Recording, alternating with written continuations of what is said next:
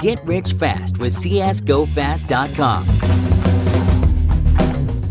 ESL Pro League Season 5 semifinals day continues, and now EnVyUs came by to talk to us about their performance at the finals. Now, obviously, considering the expectations that everybody had for you ahead of the tournament, this has to be seen as an improvement. Yeah, we're pretty happy with the results we made here. I mean, we came here with the goal to go through the playoffs, so we made it, and we were satisfied, but we knew we could win against Liquid as well. So it's a mix of sad and happy. So now, talk to me about the groups. Obviously, the group was hard to get out of, considering it had SK and G2 being possibly the favorites of the tournament. So maybe talk to me about getting close to actually beating G2 and then beating SK in the way you did, something like 16-3. Yeah, the first game was against G2 and we played really bad. I don't know, it was a really bad game for us, a really bad T-side. So we lost that game really close finally, but yeah, still loses. So yeah, then we felt sad, and we felt because we didn't play our own game, and like before coming here we were really good in practices. We were beating pretty much every team, so we felt sad about that game against G2. Then we lost against Fnatic, and yeah, they destroyed us. They played really good, and I don't know, we couldn't say anything much. But the second day, we played really good. We showed what we showed in practice, so it felt really good. And whoever we played against, we felt like we could win easy. So. Okay, now talk to me about the format. Obviously, you had to play the tiebreakers all at the end for a place in the playoffs, really. So talk to me about going through those tiebreakers and maybe what you think about the format overall. I'm not against the tiebreakers. I think it's a good idea. It was the first time ever I did this. It was really stressful because it was either two out of three teams, and it was SK and Fnatic and us. So yeah. we were not favorite, but we still made it, and I was really happy about it. But maybe the only thing I would say about the tiebreaker was the money. Mm-hmm. It was a bit too low. Like, you knew that if you win two rounds in a row, people then they don't have any money anymore, yeah. And you could like easily get 3-0. So maybe this, but the rest was good. I like this format a lot, and yeah. Now, talking about Liquid, now you each basically won the other team's pick. What do you think was the reasoning for you losing your own, which was Train, right? Yeah, we started by Cable. We knew it would be hard at CT because we're not very good at it at this side. So we lost like 11-4. I still thought it was a good score because usually we get like one round. So it was pretty good, and yeah, we knew we had a really good T side recently because we made some changes, and it was working out really well actually. So yeah, we started as terrorists. We started to, I don't know if we won the pistol or not, but we just took it round by round and like managed to come back pretty easily. Then we played on Train, and we started terrorists. We got like 7 or 6 or 8, I don't know. We got some rounds, and I don't know what happened at CT, but we lost some crucial rounds like clutches, some small mistakes, and yeah, we haven't been good on Train recently, so it was not a surprise we lost, but I think we should have won still. Then we got onto Nuke, and I feel like they played perfectly. I feel like they did a great analysis of our game. Even though maybe we didn't play good, but they played better than we didn't play good, you know. Right. So it's all like, you know, well played to them, and nothing else to say about that. Now, I wanted to touch on your own performance as well, because at the last two tournaments you had kind of a rough spell. So talk to me maybe about how you managed to get back on track and how you got your form back. Well, it's a good question. I have been, you know, I'm the kind of player that if I'm not feeling good in the team, I'm not gonna be a good player. I'm not gonna play at my best, and that's what happened with G2 as well. Like the tournaments, I was good. It was all the time. I was feeling really good in the team, like outside the game, inside the game, the mood of the team. Like we were like all together, and I like this. I like this feeling. So when I have this feeling, I'm playing great, and at the end of G2, this feeling like just disappeared. Like we had some tension, some people like, yeah, you know, that's not a good mood, and it happened the same with like in the beginning of EnVyUs. It was the good mood, but you know, I was still like searching for myself, like the place I would have in the team and stuff like this. Yeah, and obviously like getting out of G2 was painful for me.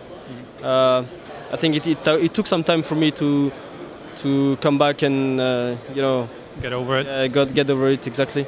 So yeah, now I'm starting slowly to come back like playing good, and I'm happy about it, and I hope it will like continue. I hope I will get better and better, and for my team and for myself. Now, what does this mean for the future? Obviously, you have the minor ahead of you, and perhaps qualifying qualifier obviously dependent on whether you do well at the minor or not. So what do you think this result here means for the team for the future? I mean, it's a super great result. Like even if you would have only one game, it would be amazing because it would be the first time we won a game offline. Yeah. So you know, when something starts, it can be like it's. Like we had kind of pressure to win a game, you know, offline. I don't know. It was something like blocking us, some pressure. I don't know what it was. But now that it's gone, we know that we're capable of it. We know that we're capable of winning against SK or like 16-3. You know, if we can do this, we can win against everyone, I think. And I mean, it's all good for the future. It's like people are, you know, confident, and confidence is like the most important fact in CS, I think. Now, I just quickly want to touch on RPK as well. You're a long-time teammate, really, from dating back God knows how long. So, talk to me about him and about his rise in performance, because at this tournament he was playing really, really well. Well, the first time I played with RPK, I was really impressed, to be honest, because his game style, he's calm, like he's really calm. He's really simple, and he's the kind of player that he's always gonna be at the same level, you know. Because, I mean, sometimes he's gonna be good, maybe one game not good, but he's always gonna be like consistent, and that was really impressive for me. And he's like since G2, he's always been improving, like aim-wise, and especially like the positions and stuff. He's actually working really hard. He's the guy that works the hardest in the team with the coach. They're working together, and they're working on his positions and trying to make him play as his best. And you know, RPK is the kind of player that when he doesn't like when it's a bit freestyle, he's not gonna be that good, you know. But when he knows exactly what to do, he's gonna be one of the best players in the world. Because I think he has one of the best aimer in the world, maybe the best, I don't know. But he's a really important player for us, and we will still keep working with him and make him as best as we can. You know, does this have anything to do with Happy's system? Because I don't think they played together before, RPK and Happy. So was it maybe Happy's approach to the game that helped him? Well, obviously, like we never worked with him at G2, you know. Like we never said, okay, RPK, we're gonna work on your positions and see how we can make you better. But here in G2, we have an amazing coach. We have Happy, like they're working together, and they just try to use the players as they should be used, like make the best out of them. And of course, it's an important point, I think, because of his game style.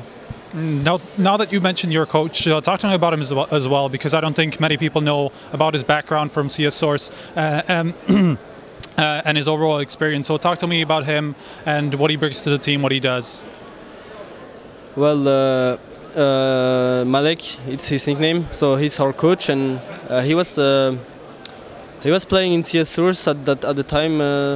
We were playing together actually, so it was like a really long time ago, maybe I don't know 2010. So it was a really long time ago, and he was in-game leader as well. So he has a really good experience, and he's a really good like leader, you know, not even inside the game, like outside the game, like everywhere. He's a good like guy that can take like everyone together and make something good, you know. So like when I learned that he was gonna be our coach, I was really happy about it because I knew he's gonna be working really hard, and that he's gonna be like having the good words, you know, the good words to make everyone better.